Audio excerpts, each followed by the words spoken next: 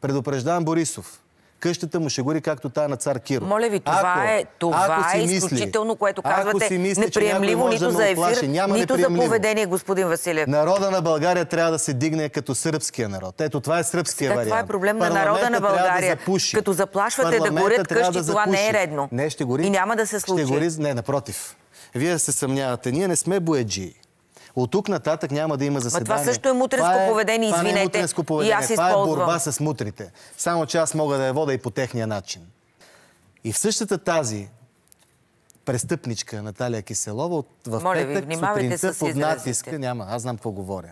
Наталия Киселова е една бомба, една маймуна с бомба, която моля ви, наистина, внимавайте с тези... Позволете ми да говоря това, което считам за вярно. Няма да допуснем Наталия Киселова да води повече заседания на парламента. Как ще стане това, господин физически. Василев?